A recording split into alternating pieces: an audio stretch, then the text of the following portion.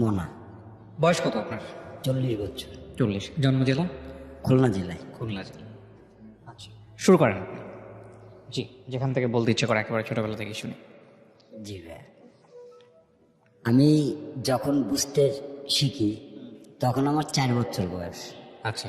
তখন আমার মা, আমরা 4 ভাই বোন, 2 ভাই 2 বোন।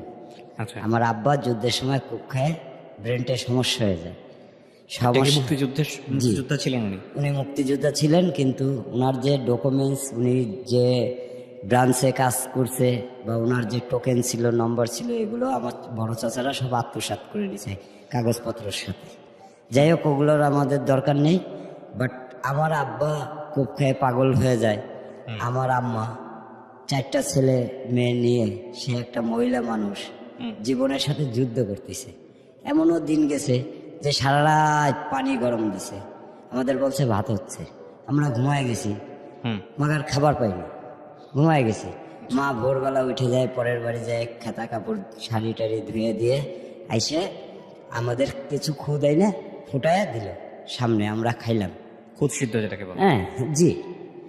অথচ আমার চাচারা পাশে, আমাদের একটা ইঞ্জিনিয়ারিং ওয়ার্কশপ ছিল, আমরা আলিম জুট মিল, ক্রিসেন্ট জুট মিলের পার্টস তৈরি করতাম। আমার আচ্ছা।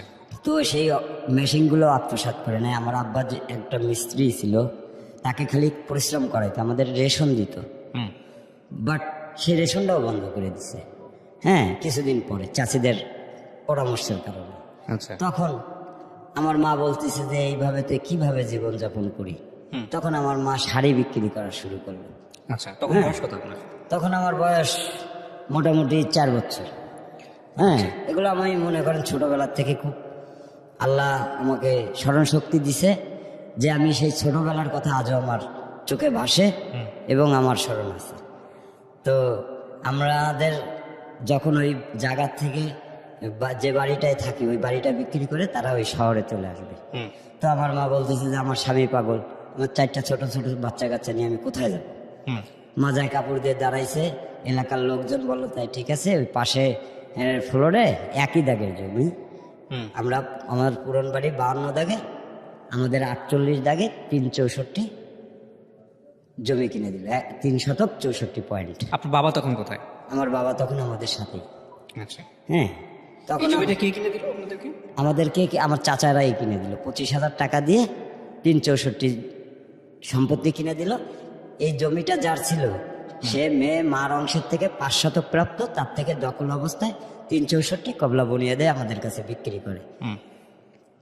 এই 364 আমরা 96 সাল পর্যন্ত খাইছি। 86 সালে কিনছি, 96 সাল পর্যন্ত আমরা এই 364 করে বসবাস করতেছি। 3টা টুল, 2টা নারকেল গাছ, এই সহকারে আমাদের স্কেচ করা, চৌহদ্দি দেওয়া, 85 86 আমার দলিল।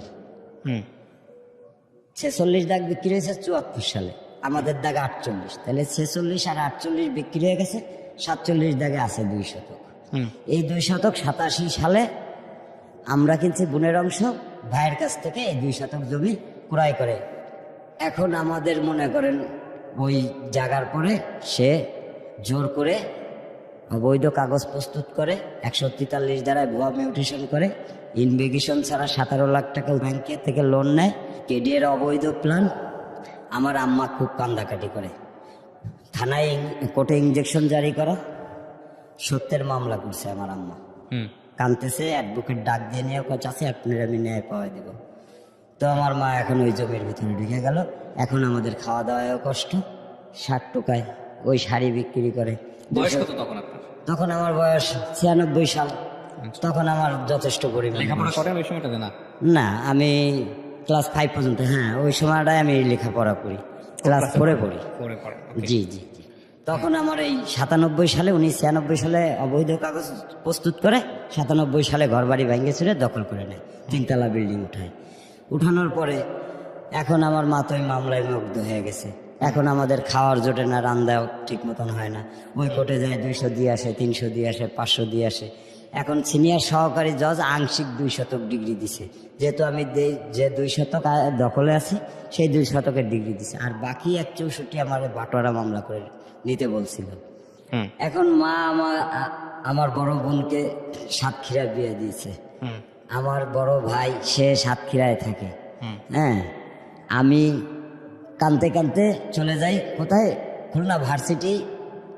ওখানে আমার খালাদের একটা ঘের আছে, ওই ঘেরে বসে কাঁদতেছি। তো খানজান আলী হলে এক ছাত্র আছে, উনি ওখানে পড়াশোনা করে। তো উনি আমাকে বলল কি যে তুমি ওইখানে কি করো, কান্দো কেন? তো আমার চেহারা ছবি খুব নাইস ছিল তখন, আমাকে উনি পছন্দ করে আমাকে ওনার সাথে রাখছে। তো আমি ওনার সাথে খুলনা ভার্সিটিতে 4 বছর ছিলাম। তো বলে যে আপনি ওখানে? আমি ওনার খেদমত করতাম, ওনার কাপড় চোপড় ধোয়া, ওনার নাস্তা এনে দেওয়া, মানে 24 ঘন্টা ওনাকে আমি সার্ভিস দিতাম। তো ওখান থেকে উনি পড়ালেখা শেষ করলো। উনি আমাকে বলল যে তোমার আসলে কি উদ্দেশ্য? আমি কই দেখেন, আমি আমার মাকে কথা দিছিলাম যে আমি বড় হয়ে তোমাকে ন্যায় পাওয়াই দেবো যদি তোমার ডকুমেন্টস ঠিক থাকে। তো আমাকে উনি বললো ঠিক আছে, আমিও তোমাকে সহযোগিতা করব। পরে ওনার সাথে আমি ঢাকা বুয়েটে আসি, ওখানে 2 বছর ওনার খেদমত করি। আপনার বাড়িতে কি করতেন আপনি ওই সময়টাতে? বাড়িতে এই যে খেদমত করতেছেন, টাকা পয়সা কিছু পাঠাইতেন? জি, আমার আম্মাকে আমি। আপনি কি বড় ছেলে সবার? না, আমি সবার ছোট। সবার ছোট? কয় ভাই বোন আপনারা? আমরা 4 ভাই বোন। বাকি ভাই বোনগুলো কি করতেছে? বড় ভাই সে কাঁচামালের ব্যবসা করে, ওনার হলো হাড়ের সমস্যা। আচ্ছা। হ্যাঁ, আর বড় বোন বিয়ে দিয়ে দিছি। ছোট বোনটার গলায় হলো গিয়া একটা টিউমার হয়েছিল। আচ্ছা। আমি খুলনা 250 বেডের থেকে ডাক্তার দেখায় ওকে ঢাকা পাঠাইছি। আমার বোনাইটা আপনাদের বাড়ি তো খুলনাতে? জি। আচ্ছা। হ্যাঁ, আমার দুলাভাই ঢাকাতে থাকতো, কাজ করতো, আমার বোনকে নিয়ে আসছে। আসার পরে একদিন কেরা খুব ঝগড়া হয়, তো ওই ব্যথা জায়গায় মনে করেন চাপ দিয়ে ধরলে উনি মারা যায়। আমার বোন মারা যাওয়ার পরে তারে পিকআপে করে খুলনায় নিয়ে আসে। এবার আমার তালই হচ্ছে লোকে বোনের লাশের পাশে সারা রাত বসে রয়েছে, সেটাকে কারণে দেখতেও দেয় না। হ্যাঁ, এবং পোস্টমর্টমও করতে দিবে না। তো আমি আমার আম্মাকে বললাম যে আসলে আমার বোনরে তো আমি 1 মাস আগে ট্রিটমেন্ট করে দিলাম।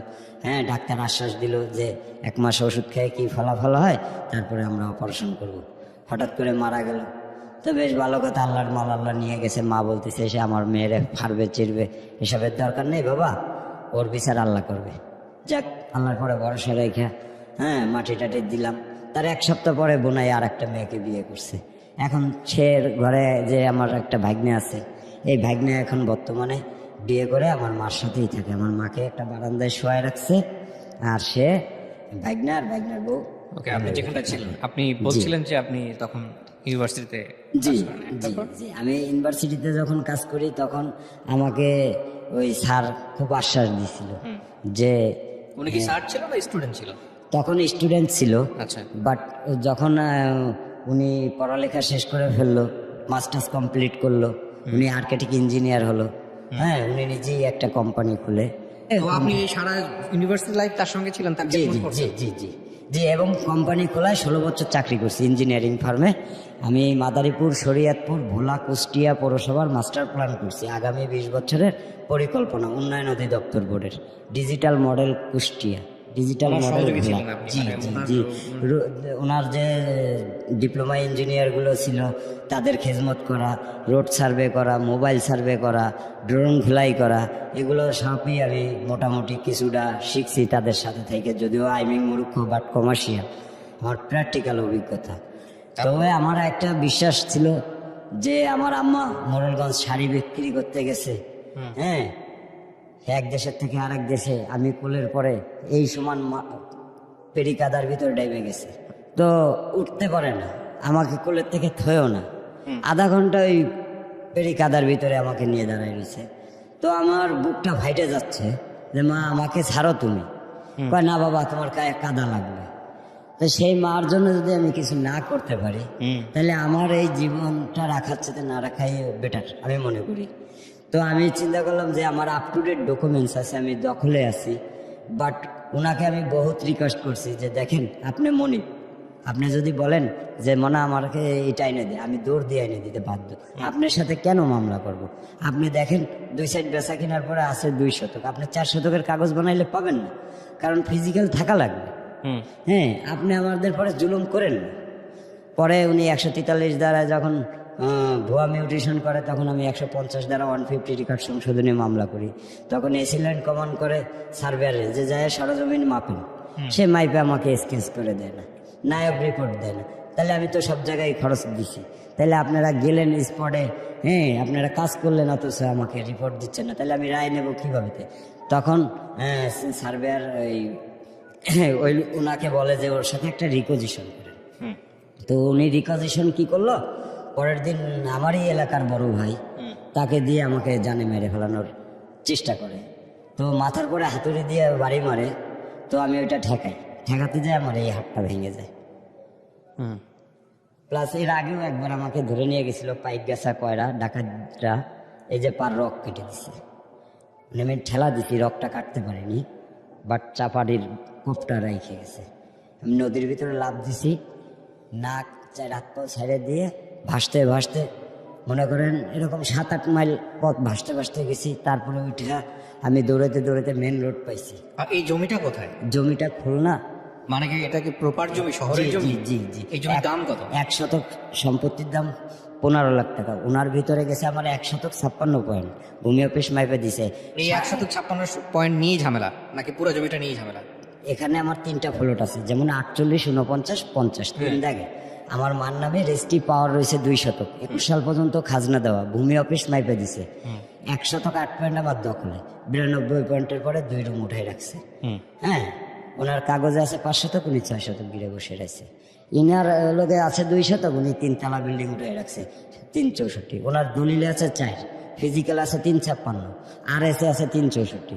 উনি বসে আছে 23,247 দাগে, ওনার পর্সায় আছে 23,255। কোনোটার সাথে কোনোটা মিলে। আমি মূল মালিকের দলিল হচ্ছে 1934 সালে, 30 শতক জমি, 60টা প্লট, 46 দিয়ে শুরু হয়েছে, 52তে শেষ হয়েছে। আমার কাছে আপ টু ডেট ডকুমেন্টস এবং CSSA RS 3টা ম্যাপ এবং সারা বাংলাদেশে আমি লিখিত দরখাস্ত দিয়েছি যে রাষ্ট্রপতি, প্রধানমন্ত্রী, ভূমি রেকর্ড অফিস, DC সাহেব, পুলিশ কমিশনার, সিটি কর্পোরেশন, থানা, র্যাব, দুর্নীতি দমন কমিশন, মানব অধিকার, পুলিশ হেডকোয়ার্টার, সব জায়গায় আমি দরখাস্ত দিয়েছি, রিসিট কপি আছে। বাট আমাকে কেউ কোনো সাড়া দেয়। আচ্ছা না, আপনার কথা হচ্ছে, আমার কথা হচ্ছে যে এই জমিটা যখন আপনারা কিনলেন, জি, তখন কি আপনাদের দখলেই ছিল জমি? জি। তো আপনাদের আমরা 10 দখল- বছর বসবাস করছি। আপনাদের দখল থেকে ওদের কাছে গেল কিভাবে? ওই যে কবলা বুনিয়াদে আমরা কিনছি, কিন্তু আমাদের 3000 টাকার জন্য মিউটেশনটা, রেকর্ডটা যেটা মিউটেশন বলা হয়, ওইটা আর কি আমরা করতে পারি নাই। ওই সময় আমাদের কাছে টাকা ছিল না, এবং আমার চাচারা ওই 3000 টাকার ভয়তে ওইটা আমাদের করে দেয়নি। উনি এই মোল্লার থেকে এখানে ট্রান্সফার হয়ে আসছে খুলনায়। উনি একটা চেয়ারের লোন পায়, একজন অফিসার, বাট উনি কিনছে 2 শতক।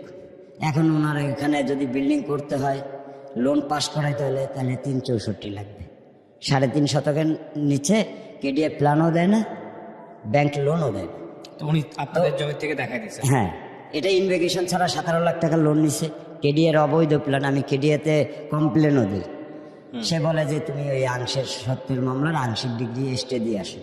তা আমি বলি যে এখানে কোর্টের সাবজেক্ট আসবে না, এখানে সে দুর্নীতি করছে, আপনারা এটা ফলো করবেন। আপনারা ইনভেগেশন ছাড়া কিভাবে আপনি আমার জমির পরে তাকে প্ল্যান দিলেন? আপনারা কিভাবে ইনভেগেশন ছাড়া আমার জমির পরে লোন দিলেন? আপনারা ইনকোয়ারি করছেন? আমার এটা যখন দলিল হয়েছে 23,248 দাগে, তখন এটা 14 হয়েছে, পরপর স্কেচ হয়েছে। হ্যাঁ, তাহলে আপনি কেন এই স্কেচের ভিতর ঢুকতেছেন? আমার RS ম্যাপের থেকে কাইটা নিচে একদম স্পষ্ট চেয়ার হয়েছে। হ্যাঁ, ওনার কাগজপত্রও আমার কাছে আছে। উনি যে ভুয়া মিউটেশন করছে, সেই মিউটেশনের কপিও আমি তুলছি। আমার সাথে যে যে প্রতারণা করছে, আমার সব একদম স্পষ্ট এখানে রয়েছে। আমি আইনকে শ্রদ্ধা করি, আইন সবার ঊর্ধ্বে, আইন আমরা মানতে পারি। আপনাকে এরকম অত্যাচার করলো কারা তাই? এই যারা আমার জমিটা খাচ্ছে, তারা আমার সাথে ব্রেনটেও পারে না, আমার ডকুমেন্টসের সাথেও পারে না, যার কারণে চিন্তা করছে যে বাইসে থাকলে আমরা এই কোটি টাকার সম্পত্তি হারাবো, আমার এই 3 তলা বিল্ডিং থাকবে না, আমার ইজ্জত থাকবে না, আমার মান সম্মান থাকবে না। তা এর কারণে আমি, আমার ওয়াইফ থাকে শ্বশুর বাড়ি 10 বছর ধরে, ছোট ছেলে নিয়ে, বড় ছেলে ক্লাস 9 পর্যন্ত পড়ে, আমি আমার এই স্যারের কাছেই দিছিলাম এই 2.5 বছর। এই 2.5 বছর উনি যখন ওনার কাছে যখন দিই, তখন আমি বলছি যে ভাইয়া আপনি তো আমারে 8,000 টাকা স্যালারি দিয়ে দিন রাত 24 ঘন্টা সার্ভিস নিছেন, বাট আমার ছেলেকে দিচ্ছি, আমি আপনাকে লাইক করি, যার কারণে আপনি ছোটবেলার থেকে আপনার সাথে, বা আমার ছেলের ভিতরে আপনার প্রতি যে ভালোবাসাটা ঢুকাইছি সেটা আপনি ধরে রাখবেন। হ্যাঁ, তো উনি 8,000 টাকা বেতন দিতে চাইছে ওকে স্যালারি, আমি সেটাই মাইনে নিছি। তারপর বলছে যে, আমি বলছি যে ছেলের ভবিষ্যতের জন্য আমার 1 টাকাও চাই না, ছেলেটা পড়ালেখা শিখাইতে পারলাম না অর্থর অভাবে, তো আপনি স্যার এর ভবিষ্যতের জন্য 2,000 টাকা আপনি ডাইনে থেকে ওকে খাওয়াবেন, কি খাওয়াবেন কোথায় রাখবেন এটা আপনার ব্যাপার। তো অফিস টাইম হচ্ছে লোকে 9টা থেকে 5টা। কি করে ও? ওই যে আমি যা করতাম তাই। এই চাপাতিটাতে আগে দেওয়া। হ্যাঁ হ্যাঁ হ্যাঁ, তার সাথে সাথে থাকা, এই দেশে ওই দেশে তার ব্যাগ টানা, এইগুলোই।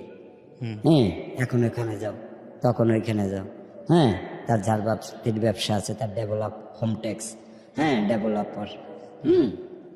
আমি চেয়ারম্যানের পার্সোনাল অ্যাসিস্ট্যান্ট সেই হিসাবে থাকি, বা পিয়ন হিসাবে থাকি। মনে করেন আপনার ছেলেও এই কাজ করে? আমার ছেলেকেও আমি ওইটাই শিখাইছি, তার পাশে রাখছি যে সে একজন।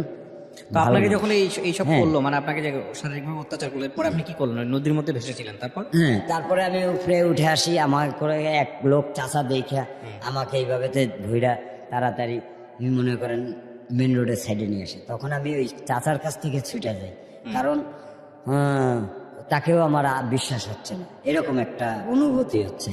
কারণ পরনে লুঙ্গি টুঙ্গি কিচ্ছু নেই, কাপড় চোপড় কিচ্ছু নেই, আমি একদম দিগম্বর। হ্যাঁ, তখন আমি কি করি, ট্রাকের সামনে ঝাঁপ দিই। ঝাঁপ দিলে আমাকে বাঁচানোর জন্য হাত জায়গায় আমি ঝাঁপ দিচ্ছি, যে হয় মরবো নাইলে আমাকে নিয়ে যাও।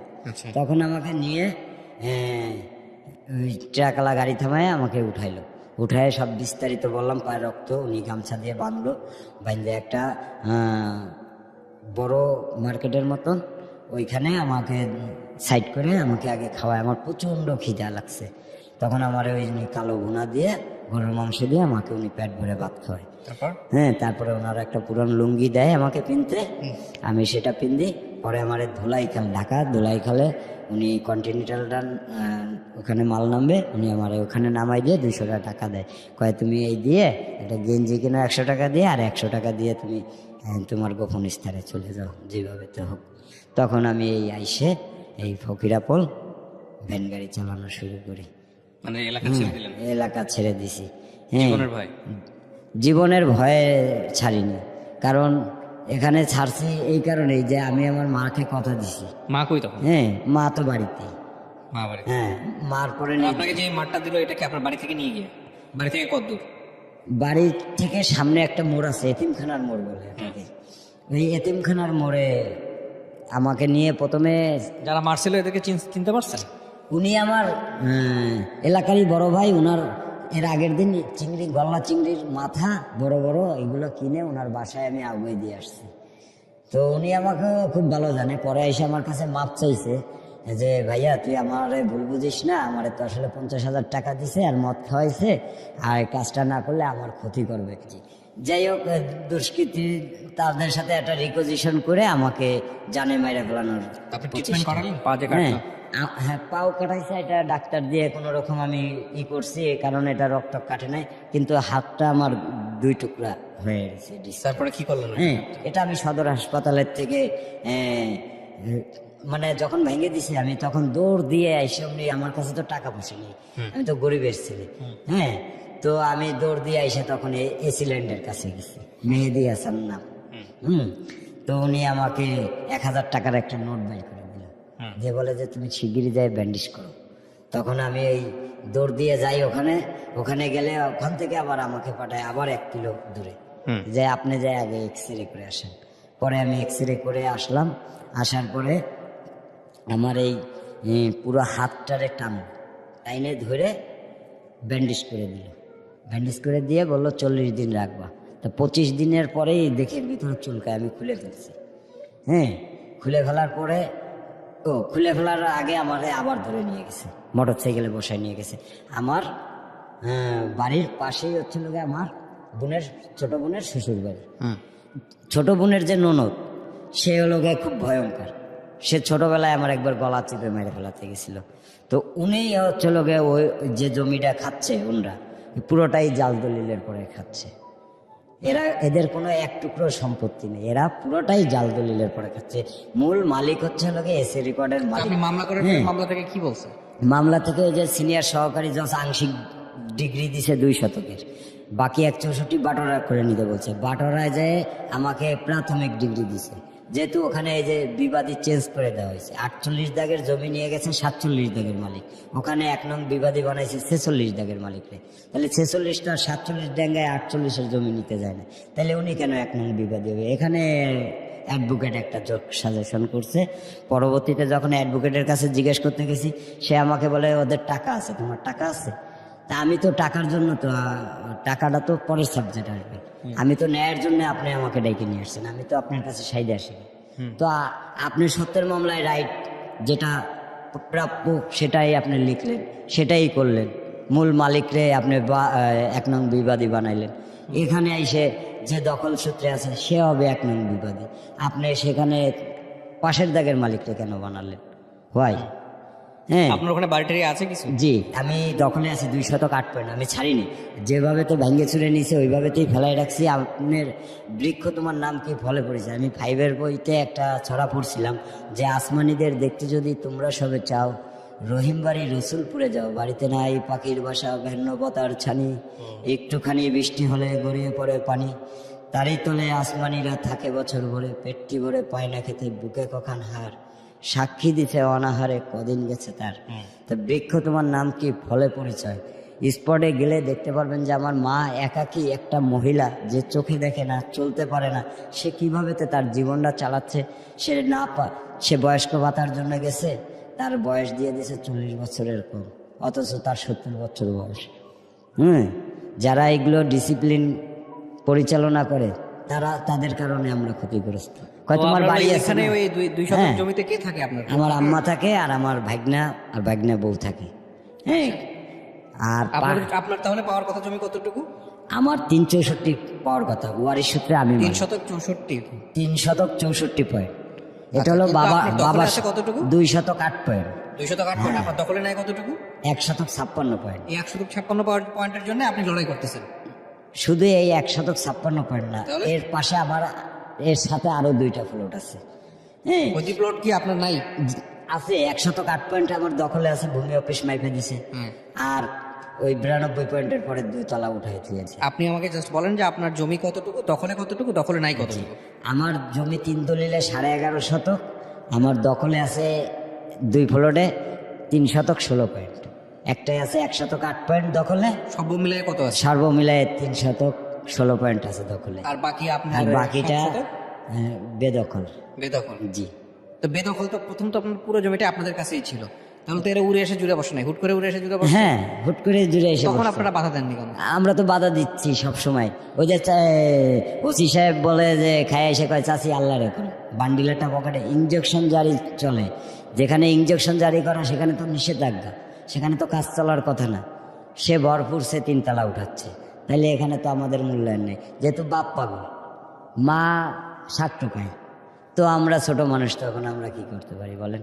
অর্থাৎ তার মানে আপনি যখন অনেক ছোট ছিলেন তখনই এটা? হ্যাঁ হ্যাঁ হ্যাঁ, ওই যে 97 সালে উনি। এই জন্য আপনার টার্গেট ছিল জীবনে যে যেমনি পারে ফিরাই? জি, আমি আমার মাকে কথা দিছি যে মা আমি তোমাকে ন্যায় পাওয়া দেবো যদি তোমার ডকুমেন্টস ঠিক থাকে। তা আমি দেখি যে আমার আপ টু ডেট ডকুমেন্টস আছে।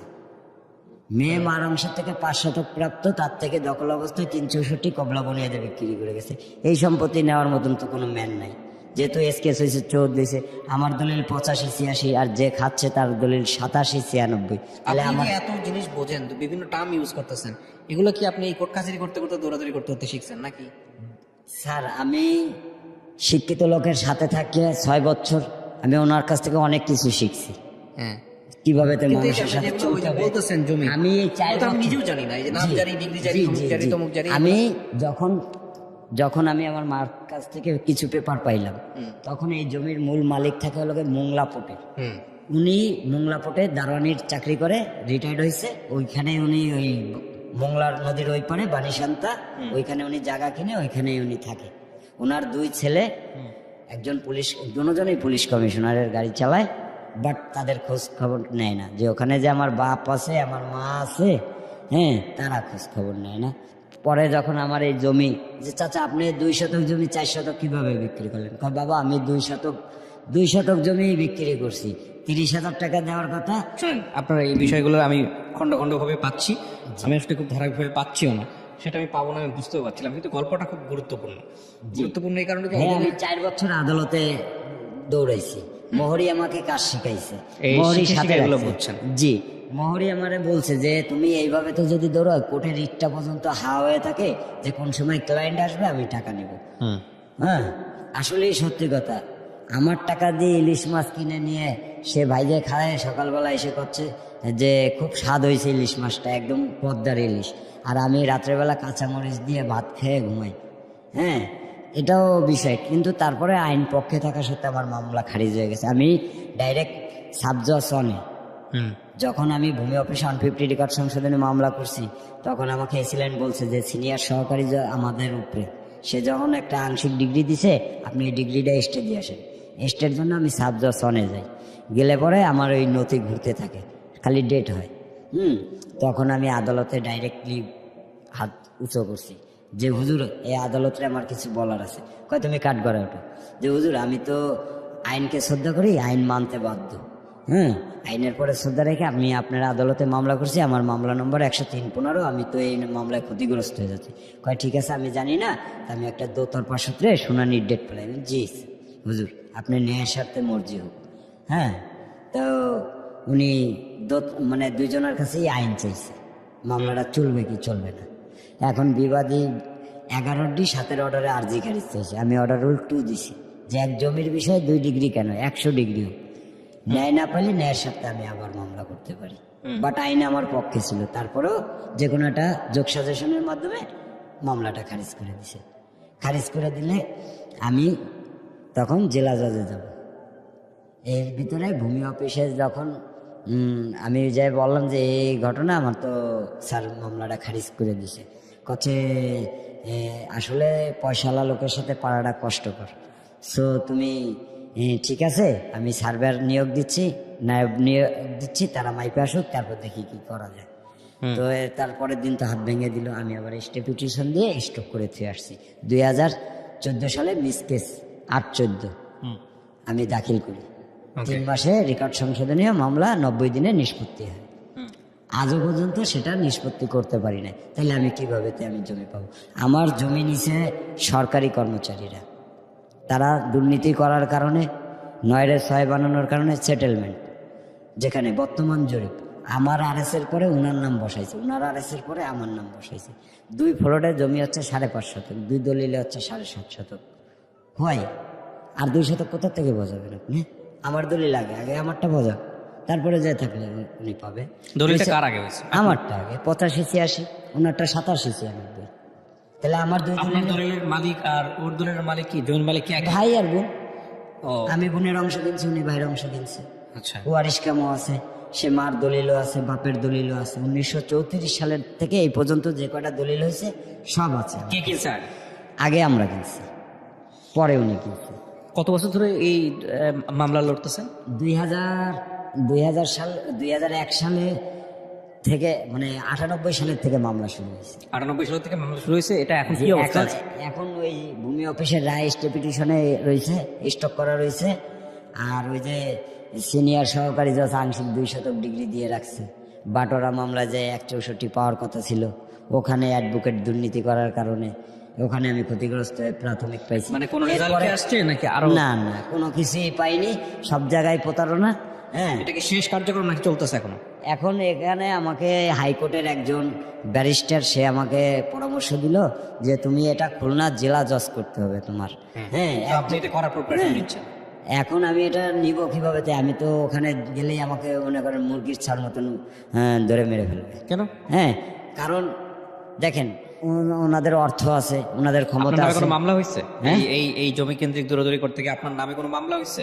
না, আমার নামে কেন মামলা হবে? আমি তো আসলে ওই ধরনের না, আমি তো দিনমজুরি। ওদের নামে কোনো মামলা করছেন? ওদের নামে মামলা করিনি, কারণ ওখানে আমার মা থাকে, আমি ওখানে জিডি করছি, জিডির কপি আছে আমার কাছে। আচ্ছা, যেহেতু মামলা করলে এগুলো কিসের কাগজ আপনার যেগুলো নিয়ে আসছেন? এগুলা কোর্টের ডিগ্রি আছে, আমাদের দলিল আছে, বিবাদের দলিল আছে, তারপরে কোর্টের ডিগ্রি ফিগ্রি সব আছে এখানে। কোর্ট আপনাকে যে রায় দিছে জি সেই রায়টা কি এক্সিকিউট হয়েছে ওইখানে? কোর্ট যে লাস্ট যে রায়টা দিছে সেটা কি এখানে হয়েছে? ওটা সবাই মানতেছে? না, এটা তো আমরা কোর্ট লাস্ট কি রায় দিছে আপনাদের? কোর্ট এই যে আপনাকে জমি বুঝাই দিছে নাকি আপনি পান নাই? পাইনি। তাহলে কোর্ট ওদের পক্ষে রায় দিছে। জি জি। তো কোর্ট ওদের পক্ষে রায় দিলে তো আপনাকে এটাই মানতে হবে, কিছু করার নেই তো। না, কোর্ট তো এটা এখানে তো দুর্নীতি হয়েছে। সেটা তো আপনি আপনার জায়গা থেকে বলতে পারেন, কিন্তু কোর্ট তো সবকিছু জেনে শুনেই রায়টা দিছে। রায় আপনার পক্ষে আসেনি বলে আপনি কথা বলতেছেন, না, লোকজন বলতে পারে। হ্যাঁ বলতে পারে, বাট এখানে ডকুমেন্টসে কথা বলবে। এখানে কোর্টকে ডকুমেন্টস দেখে নাই? হ্যাঁ দেখছি, কিন্তু এখানে ওই যে রিকোজিশন হয়েছে। আমি আপনার গল্পটা নিয়ে আসছি মূলত দুইটা কারণে। সেটা হচ্ছে বাংলাদেশে এই জমি কেন্দ্রিক যে জটিলতা, জি এটা কম বেশি সব পরিবারই মোটামুটি আছে। কে কার আল ঠেলবে, কে কতটুকু দখল করবে, জি এবং এই জমি কেন্দ্রিক জটিলতায় যে আইনি জটিলতা সেটা অনেক বড়। অনেক বড়। 1 শতক জমির জটিলতা নিয়ে 1 বিঘা জমি বিক্রি করে সে 1 শতকের পেছনে সারা জীবন মামলা টানছে, এরকম ঘটনাও আছে। জি জি আছে। ছেলে শুরু করছে না, বাপ শুরু করছে, বাপ শেষ করছে, জি। তার ছেলে আসছে, তার ছেলে আসছে, তিন প্রজন্ম ধরে জমির মামলা চলতেছে, জমি কেউ ভোগ করতে পারে না, এরকম ঘটনাও আছে। জি জি হ্যাঁ, আছে। এবং এখান থেকে লাভবান হয় হচ্ছে যারা আলটিমেটলি আইন বিচার এগুলো নিয়ে দৌড়াদৌড়ি করে। আপনি যেটা বলতেছিলেন যে উকিল থেকে শুরু করে অসাধু লোক যারা থাকে তারা অনেক সময় লাভবান হয়। তো এখন কথা হলো যে এটা শেষ গন্তব্য কোথায়? আপনি কি হাল ছাড়বেন নাকি হাল ছাড়বেন না? আমার আশা যে উনি নিছে, ওনার প্রয়োজন, ঠিক আছে, উনি নিছে, কিন্তু উনি তো আমারটা এইভাবে তো একেবারে এমনি এমনি নিতে পারে না, যেহেতুটা আমি অর্থ দিয়ে ক্রয় করছি। So, আপনার কাছ থেকে আপনার So, পয়সা দিয়ে আমার কাছ থেকে আমি যেহেতু ওয়ারিশ সূত্রে আমার বাবার সম্পত্তি, আমি মালিক, আমাদের এই শেষ সম্বল, তাইলে ওনার উচিত ন্যায্য মূল্যটা আমাদের দিয়ে দেওয়া। বাট ওনার হাত ন্যায্য মূল্য দিবে, ন্যায্য মূল্য দিলে তো আপনাকে দলিল করে দিতে হবে। অবশ্যই দিব। আমি চাই কি রিকোজিশন, যে যারটা শেখাবে, ওনারটা আমার দরকার নেই, আমারটা ওনার দরকার নেই। এখন এখানে আমি যেটুকায় আছি বর্তমানে, সেটা মৌজার রেট হিসাবেও প্রায় 70-80 লাখ টাকার আপনার কত মতন দাম। আপনার কত টাকা খরচ হয়েছে এই এতদিন পর্যন্ত কোর্টে? এতদিন পর্যন্ত আমার প্রায়, আমার মার থেকে নিয়ে শুরু করে আমার এই পর্যন্ত প্রায় 8 থেকে 9 লাখ টাকার মতন খরচ হয়েছে। 8 থেকে 9 লাখ টাকা খরচ হয়েছে। 20 থেকে 22 বছরের যে জীবন যৌবন সবকিছু গেছে এটার পিছনে। জি, আমার এটা কি ভালো হয়েছে না মন্দ হয়েছে? এটা আসলে এটা নেগেটিভই হয়েছে। এটার পিছনে মিথ্যে মরুচিকার পিছনে যেরকম দৌড়ানো উচিত না, এরকম জায়গা জমিও এরকম, তাদের আপনি কি অর্থ জানতেন আছে, যে- ক্ষমতা আছে, তাদের আপনি কি সাথে জানতেন যে এরকমই একটা রেজাল্ট আসবে? না, তবে আমি আশাবাদী ছিলাম যে ন্যায় দেওয়ার জন্য অবশ্যই কেউ না কেউ আসবে। আমি গল্পটা শেষ করার জায়গাটায় এসে একটু একটা কথা বলতে চাই। সেটা হচ্ছে যে আপনি যে আইনি সহায়তা নেওয়ার জন্য গেছেন এবং এত বছর ধরে যুদ্ধ করছেন আপনার জায়গা থেকে আইনি সহায়তা পাওয়ার জন্য, সেটা সর্ব অবস্থায় রাইট। জি হ্যাঁ, আপনি চাইলে সারা জীবন ধরে এটা করতে পারেন, কিন্তু সিচুয়েশনটাই আসলে কেমন দেখেন, আপনার এই ঘটনা খুব ব্যতিক্রম না আমাদের সমাজে। জমি কেন্দ্রিক এই যে জটিলতা সেটা আমি অনেক আছে। জমি বাইসে থাকার জন্য হাজার হাজার কোটি টাকার দরকার হয় না, হয় কি একটা ভালো মনের, না, তাই না? ওইটা বাদ দেন। আপনি এখন পরের কথা হচ্ছে যে আপনার জেনারেশন এটা পারলো না, জি এর পরের জেনারেশন সেটা টানতে পারবে, জি। এর পরের জেনারেশনও পারবে। জি। আইনি সুযোগ নেওয়ার সুযোগ আছে। জি। কিন্তু আমি মনে করি এই জমি কেন্দ্রিক জটিলতায় সর্বোত্তম পদ্ধতি হলো যেই দুই পক্ষের মধ্যে ঝামেলা হচ্ছে তারা বসে মীমাংসা করে ফেলা। কারণ আমি দেখেছি এরকম, আমি কোর্ট করছি না, আমি দেখেছি এরকম যে দুই পক্ষ মারামারি লাগে, আর ঠেলাঠেলি করে শুরু করে, রাস্তা নিয়ে জটিলতা তৈরি হয়। এর প্রথম পর্যায়ে লাভবান হয় হচ্ছে এলাকার মেম্বারগুলো, জি ঠিক আছে। তারপরে হচ্ছে ওই সান্ডা পান্ডা গুন্ডা যেগুলো জি, থাকে এরা, জি। হ্যাঁ, এদের পকেট ভারী হয়। এবং যখনই ওরা দেখে যে এরকম একটা সমস্যা তৈরি হচ্ছে, তখনই ওদের জন্য পৌষ মাস। জি এবং তারপরে এরা দুই পক্ষের কাছ থেকেই পয়সা খায়। সকালে এসে এক পক্ষে কথা বলে, বিকেলে এসে যখন অন্য পক্ষের পক্ষে কথা বলে, এবং ওরা চায় দুই পক্ষের মধ্যে ঝামেলাটা থাকুক, তাতে করে ওদের লাভ আছে। সো এতে করে আসলে প্রতিবেশীর সাথে সম্পর্ক খারাপ হয়, এবং জি ভাই, দিন শেষে এটা আসলে কারোর জন্য। জি ভাই, আসলে আমি আমার মাকে কথা দিয়েছিলাম যে আমি তোমাকে ন্যায় পাওয়া দেবো, বাট আমি আদালতে অনেক চেষ্টা করছি। যখন আমি দেখছি যে আসলে আদালত শুধুমাত্র অর্থ যাদের আছে তাদের জন্য, আমার মতন গরিবের জন্য আদালত না, আইন না, এটি হলো এক্সাম্পল আমাদের জন্য, একটা সান্ত্বনা মাত্র। হ্যাঁ, কারণ আপ টু ডেট ডকুমেন্টস থাকা সত্ত্বেও যেহেতু আমি এই জমিটা পাচ্ছি না, হ্যাঁ, সে ব্যাংকে চাকরি করে সে এত বড় দুর্নীতি, অবৈধ কাগজ, ইনভেস্টিগেশন ছাড়া লোন, কেডিএর অবৈধ প্ল্যান, 3 তলা উঠে সে বিলাসিতা ভবন করতেছে, ট্যাক্স আমি দিচ্ছি, উনি ফ্ল্যাট ভাড়া দিয়ে খাচ্ছে এখনো। হ্যাঁ, আমার যা আছে তাও বিক্রি করে বাড়াতে দিচ্ছে না, কাস্টমার ঢুকাইলেই ভাঙ্গা নিয়ে যাচ্ছে। তাহলে আমি কিভাবে এতে বাঁচবো? আমার তো ওখান থেকে আমার মা, আমার স্বামীর সম্পত্তি আমি কেন ছাড়বো? হ্যাঁ, আমার মার প্রশ্ন লোকে আমার স্বামীর সম্পত্তি আমি কেন ছাড়বো? হ্যাঁ, আমার সন্তানদের হক কেন আপনারা মাইরে নেবেন? হ্যাঁ, তার প্রশ্ন হলো এগুলো। এখন আমার তো হাফ পঙ্গু করে দিছে। আমার ওয়াইফ থাকে শ্বশুর বাড়ি কুষ্টিয়া কুমারখালী, সে একটা সুতোর মিলে চাকরি করে, আর ছোট ছেলেটারে নিয়ে থাকে। বড় ছেলেটারে এই ছাড়ের এখানে দিলাম, এখানে উনি 2.5 বছর ব্যবহার করলো, তারপরে কোনো আমাকে সাপোর্ট দিল না। ছেলের 1 টাকাও সঞ্চয় নেই, আইনে নয়া বাজার এই যে দরজার দোকানে লাগাই দিছি। হ্যাঁ, এখন আমি আমার বড় ছেলেকে নিয়ে একসাথে থাকি, রান্দি বাড়ি, আমি ভ্যান গাড়ি চালাই, বড় ছেলেই করে। মা ওইখানে খুলনায় পড়ে রয়েছে, তাকে দেখার কেউ নেই।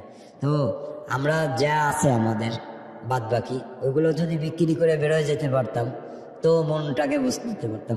যেহেতু তারা তো আসলে খুব খারাপ মানুষ, আমাকে মনে করেন মেরে ফেলাবে, বাঁচার কোনো সুযোগ দিবে না। হ্যাঁ, তো আমি বহুত চেষ্টা করছি। আসলে সাংবাদিকদের কাছেও গেছি বহুত, বুঝছেন, সবাই প্রতারণা করে। এই যে জৈন পত্রিকার সাংবাদিক বলে যে এই তোমাকে ভূমি মন্ত্রণালয় আমার অমুক আছে তমুক আছে, আমরা এই কাজ করে দেব, হ্যাঁ 1 মাস সময়, তুমি 20,000 টাকা দিবা। তা তুমি গরিব মানুষ, 20,000 দিতে পারবে না, 10,000 দাও। তো 10,000 দিলাম, 10,000 নিয়ে উনি মোবাইল অফ করে রাখছে। পরে আমি একটা জিনিস ফলো রাখছিলাম ওনার, যে ওনার বাচ্চাটা কোন স্কুলে দিচ্ছে, ওই শ্যাকের ট্যাগ আমিন গ্রুপের ওইখানে, ওইখানে আমি কয়েকদিন যাই মানে টার্গেট। তো লাস্ট ডেট যেদিন ওনার বাচ্চাদের ভর্তি করবে সেদিন আমি যাই ওনার পাইছি, পাই মোটরসাইকেলের চাবি নিয়ে নিছি, ওনার আইডি কার্ড নিয়ে নিছি, আর বলতেছি মোটরসাইকেল এখন আমার। হ্যাঁ, আর পকেটে 1,000 টাকা ছিল, নিয়ে নিছি। এখন উনি বলতেছে যে ভাই এই টাকা না, 1,000 না দিলে আমার 2টা বাচ্চা অচল হয়ে যাবে। তা আমি বলতেছি যে আপনার বাচ্চা, আপনি তো চিটার, আপনি একজন সাংবাদিক, দেশের গর্ব, আপনি কেন আমার সাথে, আমার মতন মানুষের সাথে প্রতারণা করলেন বলেন? আমি তো আপনার বারবার বলছি যে আমি অসহায় দরিদ্র মানুষ, আপনি আমার ডাইকে নিয়ে আপনি আমাকে এরমভাবে ব্ল্যাকমেল করলেন। 10,000 টাকা, 10 কোটিও না, 10 লাখও না।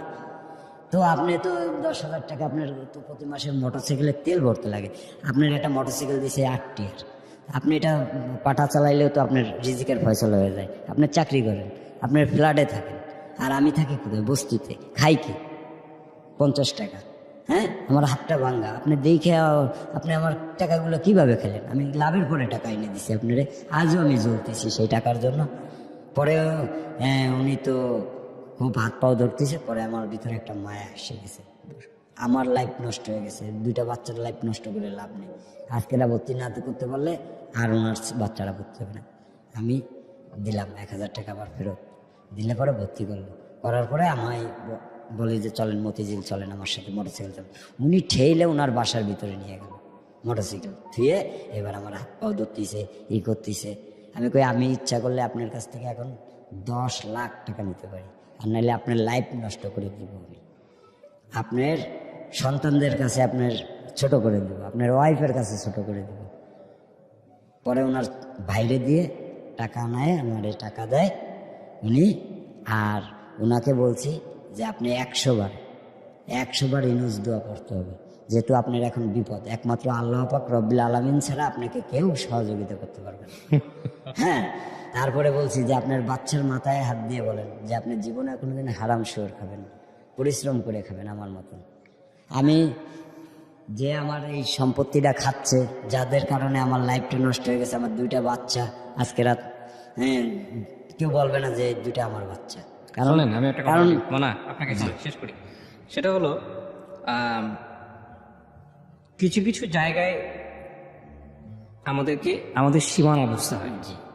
আপনি যেমন আপনার সীমানাটা বুঝতে পারেননি হয়তো, বা চেষ্টার সীমানাটা, জি, এই যে আপনার পুরো জীবনটাই এখানে আপনি শেষ করে দিলেন শুধু তাকে ন্যায় দেওয়ার জন্য। আপনি এখনো চেষ্টা করেন, আমি আপনার জন্য দোয়া করি, চেষ্টা ছাড়েন না, সীমানা বুঝেন, সীমানা বোঝাটা জরুরি। কেন? কারণটা হচ্ছে যে আপনার হাতে শক্তি নাই, জি কিন্তু আপনি যুদ্ধ করতে যাচ্ছেন বাঘের সাথে, আমি উদাহরণ দিচ্ছি। জি জি এবং আপনি মনে করতেছেন যা থাকে কপালে যুদ্ধ করেই মরবো, লোকজন আমাকে বীর বলবে। আমি বলি এটা বোকামো, বরং ওই জায়গা থেকে পলায়ন করাটাই হলো উত্তম। উত্তম। পালাই গিয়ে শক্তি সঞ্চয় করে বাঘ খোঁজেন, জি এটা হচ্ছে বুদ্ধিমানের কাজ। আর যদি পালাই গিয়ে জীবনের কোনো শক্তি সঞ্চয় করতে নাই পারেন, আপনি যদি ন্যায় হন, তাহলে সৃষ্টিকর্তার কাছে সবসময় বলেন যে আল্লাহ তুমি সুবিচার দাও। সবচেয়ে বড় হাকিম তো সেই, তাই না? এখন তো আপনি যা এখানে বললেন, আমি উপস্থাপনার জায়গা থেকে যদি এতটুকু বলি, যেটা একপাক্ষিক কথা আমি শুনেছি, আপনি এখানে আপনার মতো করে বলছেন। আর দ্বিতীয় কথা হচ্ছে, যাদেরকে নিয়ে বলছেন তাদের কারো পরিচয় আমরা এখানে রিভিল করিনি, কিন্তু তাদেরও নিশ্চয়ই অনেকখানি বলার আছে, তারাও তাদের জায়গা থেকে সঠিক। জি বাট আসলে কে সঠিক সেটা জানেন উপরওয়ালা, জি যদি আপনি সৃষ্টিকর্তা জি মানেন। অবশ্যই। তো আমার মনে হয় তার হাতে ছেড়ে দেওয়াটা বেটার। জি চেষ্টা করতে থাকেন, জি কিন্তু এমনভাবে চেষ্টা করেন না যাতে করে নিজের জীবনটাই শেষ হয়ে যায়। নিজের জীবনটা না গেলে না আপনি বলতে পারবেন যে ঠিক আছে আমি মার জন্য চেষ্টা করছি, মার ছেলে, কিন্তু এই জীবনের সাথে যারা জড়িত আপনার সন্তান, তাদেরকে বঞ্চিত করার তো কোনো সুযোগ নাই, তাই না? তো এই যে পায়ে কুপ খাওয়া, হাতের বাড়ি খাওয়া, সাংবাদিককে ধরে ঘুষ দেয়া, তারপরে কোর্টে গিয়ে এই যে বারবার অপদস্থ হওয়া, এগুলো একটু আমার মনে হয় চিন্তা ভাবনা করে স্টেপ ফেলাটা উচিত, কারণ এখনো সময় আছে। জি ভাই, আমি এটা হেল্ড আপ করে রাখছি এই কারণে যে জলে বাস করে কুমিরের সাথে যেমন লড়াই করা যায় না, তেমন পয়সালা লোকের সাথে আমার মতন গরিব মানুষ পারবে না। বাট আমার যেগুলো বর্তমানে আছে legal way, up to date, আমি দখল আছি, আমার আপ টু ডেট ডকুমেন্টস আছে, সেগুলো তো আমি বিক্রি করে আমার মাকে নিয়ে বেরোয় আসতে পারি যে ভাই তোমরা যেটুক নেওয়ার তা তো নিশ্চয়ই, আমরা চাই না, আমাদের বাঁচতে দাও। সেই শুরু ঠিক আছে, থেকেই বলে ওকে। আসতেছি। প্রিয় দর্শক এবং শ্রোতা, আমি শুধু গল্পটা এই কারণ আমি সাধারণত জমি কেন্দ্রিক জটিলতা গল্পগুলো আপনাদের সামনে উপস্থাপন করি না, কিন্তু এগুলো প্রচুর আমার কাছে মিল আসে, প্রচুর। জমি আর ঋণ বিষয়েও আমি কিছু গল্প তুলে নিয়ে আসতে চাই আপনাদের কাছে। তবে জমি বিষয়ে আমি মনে হয় এই প্রথম কোনো এপিসোড করলাম আমার এন্টায়ার ক্যারিয়ারে 10-12 বছরে। যদিও এটা আসলে খুব একটা সেই অর্থে জটিল বা কমপ্লেক্স বা সাসপেন্সপূর্ণ এপিসোড না, তবে এটা ঠিক যে এই জমি কেন্দ্রিক জটিলতায় বছরের পর বছর, 20 বছর, 30 বছর, 40 বছর, 50 বছর ধরে মামলা চলেছে, কিন্তু কোনো সমাধান আসেনি। এবং এই যে সমাধান আসেনি, সেই সমাধান আসলেও এক পক্ষ মানেনি কিংবা অপর পক্ষ সন্তুষ্ট হয়নি বলে সেই মামলা নতুন করে আরও দীর্ঘায়িত করার যে ব্যাপারগুলো, সেগুলো আসলে জেনারেশন পর জেনারেশন এক ধরনের অভিশাপ হিসেবে অনেকেই ক্যারি করে, এবং এটা আসলে বেটার কোনো রেজাল্ট আসে না। তো ঠান্ডা মাথায় দুই পক্ষ যদি বুঝতে পারে যে ভাই তুমি খারাপ থাকা মানে তো আমিও খারাপ থাকা, আর আমি খারাপ থাকা মানে তুমিও খারাপ থাকা, তো আসো আসলে আমরা সমাধান করি। এক পক্ষ যদি অপর পক্ষের অন্তরের ব্যথাটা বুঝতে পারে, অপর পক্ষ যদি অপর পক্ষের অন্তরের ব্যথাটা বুঝতে পারে, এবং এটা যদি একটা মিউচুয়াল সমাধান করে, তাহলে আমার মনে হয় সাময়িক একটু পেইন হলেও এটা সারা জীবনের জন্য প্রশান্তি। আমার মনে হয় এই জায়গাগুলোতে যাওয়া উচিত, এবং এই এপিসোডটা আমাদের কিছুটা হলেও সেই ফ্লেভারটা দেবে। কারণ যে লোকটি, ওর কথা যদি সত্য হয়, যে লোকটি এখন ওই ভূমিটা দখল করে আছে, সে তার শক্তি খাটিয়ে হয়তো দখল করে থাকলো, কিন্তু তার পরের জেনারেশন এসেও কিন্তু সাফার করবে, কারণ ওর সন্তানরাও কিন্তু ছাড়বে না, ওর সন্তানরাও এই কাগজপত্র নিয়ে কোর্টে দৌড়াদৌড়ি করবে। তখন যদি যে লোক দখল করে আছে সে যদি দুর্বল হয়, আর এর সন্তান যদি পাওয়ারফুল হয়, তখন অন্যদিকে ঘুরে যাবে। সো এই বছরের পর বছর এই অশান্তি জিয়ে রাখার কোনো মানেই হয় না।